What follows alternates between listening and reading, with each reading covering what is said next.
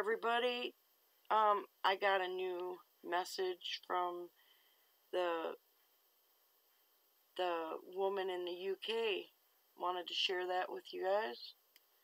And there was something else that has come up that I wanted to discuss too. We'll get to that. I hadn't heard from her for a while. I was starting to wonder, so I sent her a message, is everything, going okay? And I finally heard from her this morning, and she wanted me to pass the information on. So, this is her email. I've not spoken to you for a while, but have not forgotten you. Some latest information. I have had to report something to Crime Stoppers again. I know I've told you I've reported 3 adults. This week I had to report a young man for having had sexual dealings with his sister. She has left the organization. Fortunately, I've been able to help her out financially, and she's a wreck. Her brother moved away with another brother. An elder's wife gave me all the gossip. So I've reported the young man, as he does pose a threat. I told Crime Stoppers again about the 2-witness rule and the non-reporting. I was so upset in doing this I cried. I skipped a line. And I spoke to a relative in another hall, and they have just reinstated a pedophile, but they have warned the families in the Kingdom Hall. An elder was to accompany him on ministry. Wow. I was away on holiday speaking to an ex-elder and his wife. What's interesting is Bible studies and family members have access to Shepherd the Flock of God book. I just started laughing as the wife blurted out all this stuff. I thought, I already know. So at present, that's 4 pedophiles reported, 1 more to report. I'm getting messages.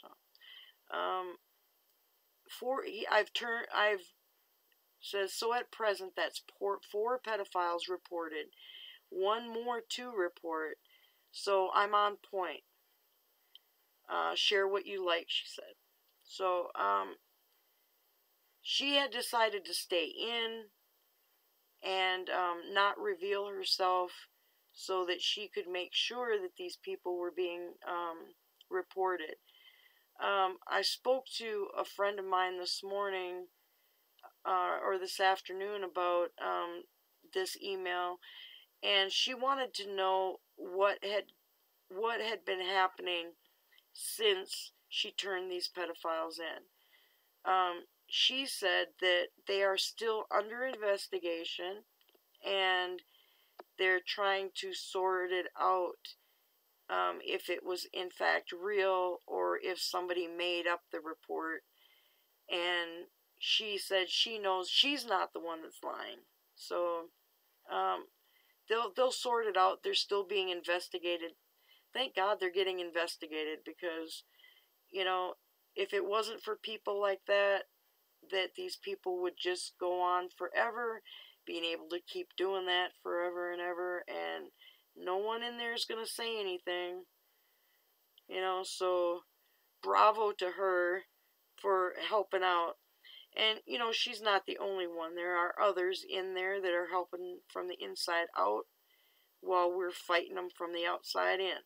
So it works out really good that way, and they're incredibly brave for doing that, I think, because they're fully aware of the consequences they face if they're caught doing those things. So, we all know that.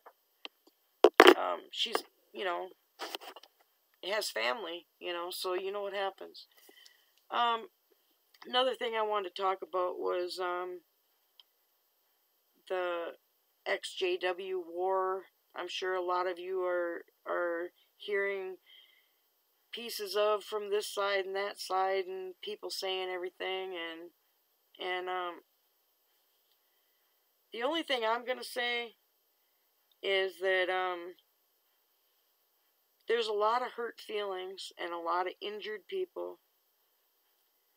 And when somebody speaks their mind, sometimes people get their feelings hurt, I guess, but you still gotta remember to be kind to people and realize that people have gone through a lot, you know.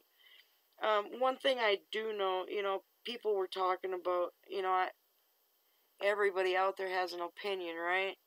Well, the ones that are making the big to-do about it all, a lot of them are injured and unhealed.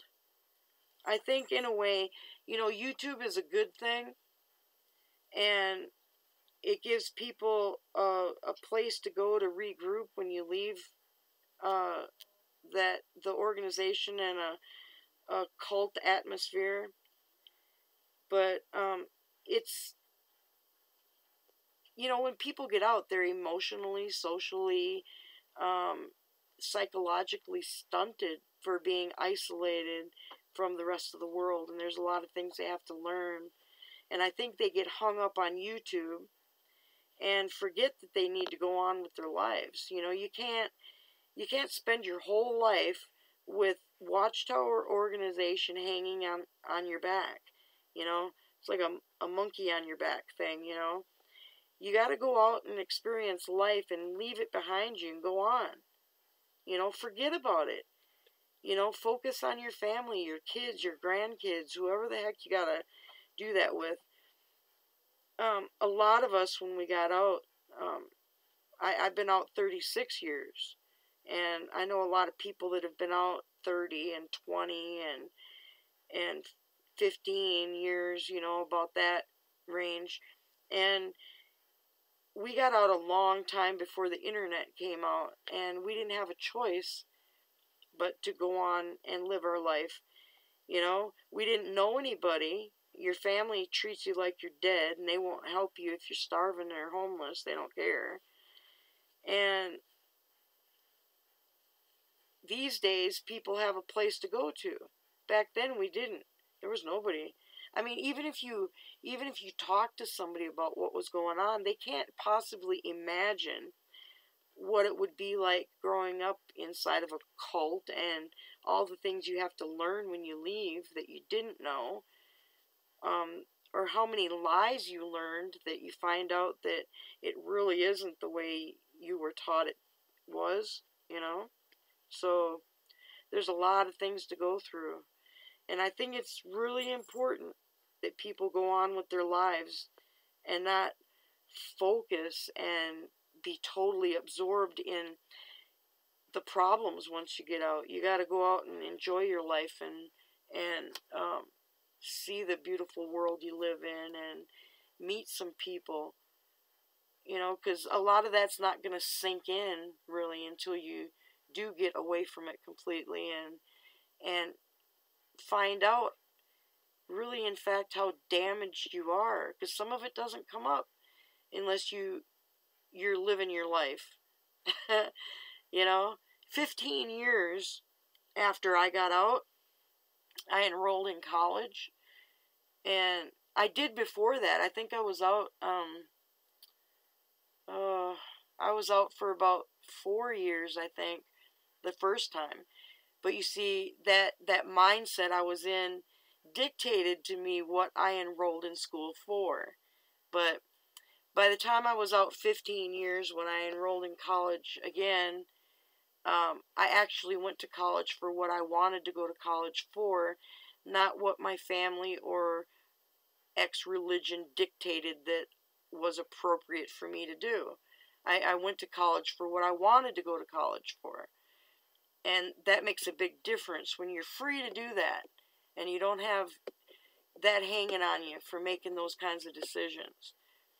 Now, I lived my life, went to college, had my own business. I've had several of my own businesses. And it wasn't until my husband died that I got out here and started talking to people, and then I realized, all the the the all the junk that Watchtower was up to. You know, it's like they're perfecting abusing people. They've gotten a whole lot better at it. The people that are coming out now are not as damaged as the next group that's going to come out, because they're filling their heads with all this stuff, and it's harder and harder. A lot of the people coming out have been in there 40, 50 years. They don't have a clue, and they need help and support and encouragement. And what goes on out here? A bunch of fighting. I had a person, they know who they are. I know they're going to watch my video, but they called me up on the phone, and they said if they were thinking of leaving the organization, and they came onto YouTube and witnessed then what is going on now, these days, this week, on YouTube, they would have never left. You guys, so many people out here don't realize how many people they're stumbling by acting the way they are. They're thinking they're vindicated in doing it because somebody did bad to them, and they're going to do bad back, and they're going to talk and argue and all that stuff on social media. You're not thinking of the damage you're causing. You're stopping somebody from leaving. You're giving the impression that this is not the place to be, and you're going to make them go back. Think about that. You know, what kind of an atmosphere is this creating? Now, I didn't want to be part of a clique when I got out onto YouTube. Not just me. And I even made a video too called, you know, I'm Just Me. And I give my opinion on things, and, you know, how I see things, and experience what, you know, talk about the experiences I had and how things inside affected me once I got on the outside, and things I had to go through and face and deal with as I was getting to know the real world. You know, when you're inside and you're a minor and your parents won't talk to you, and everyone in the organization treats you like you're dead, and, you know, what is that? Where does that leave you as a minor? You know, like I say, they wanted to prosecute my parents, but it just so happened it didn't turn out that way, or they really wanted to. But there's a lot to deal with when you get out. It took me a long time to get over just what the elders told me. It wasn't so much to get over being raped, because actually I could deal with that in my head. The problem was that the elders in the congregation telling me I was ruined and that nobody would ever want me. That was harder to get over than being attacked to begin with. So, you know, I went to therapy. I went to therapy twice. I went there for that, and I went there because I didn't know how to pick friends. You know, I wanted friends, but how do you, you know, because growing up in an atmosphere where they tell you everyone is bad and everyone will cause your death, it's kind of hard to then think you need to meet some of these people. And yeah, you learn after a while what's good people and what's bad people. But when you're on the inside, the organization chooses your friends. So if they're a baptized member and they're in good standing in the organization, they must be good people for friends, right? So they're like pre-picked, gone through, and they're stamped with a seal saying, yes, they're friend material. You know, so there's not that much to worry about when you get out in the real world. You're like, man, you know, what kind of people are they? You know, you got a lot more to worry about, and that takes some time to get over too. And then being spiritually stunted and psychologically stunted, and you know, all those things take a long time to get over with. A lot of my friends have been out for 20, 30 years at least. But I know a lot of people that have gotten out in the last 10 years that haven't faced all the things they're going to face yet. They haven't gone through all the changes they're going to go through. Not just that, but also aging in general. Your perspectives are going to change, your ideas are going to change, your priorities will change, everything changes. And one day you look back and see how stupid you were when you were younger. You know, that's just the thing that happens. But I just want everybody to know out here that the things that go on out here, Watchtower does watch. And they're jumping with joy at the arguments and dissatisfied people out here. And the arguments and fighting are going to push people back in, make people wish they hadn't come out. And it's not a good thing, no matter who's doing it or for what reason. If you got a gripe with someone, call them on the phone, send them an email. Don't bring it up on social media. That's why we have telephones. Remember what those are? Yeah. Text them, email them, call them, settle your differences. But airing it on social media isn't causing anybody any good anywhere. Whether you're a current JW, ex-JW, or been out for years and years, it doesn't do anybody any good. And since this has been going on, you know, everybody out there knows who I am and how I feel about things.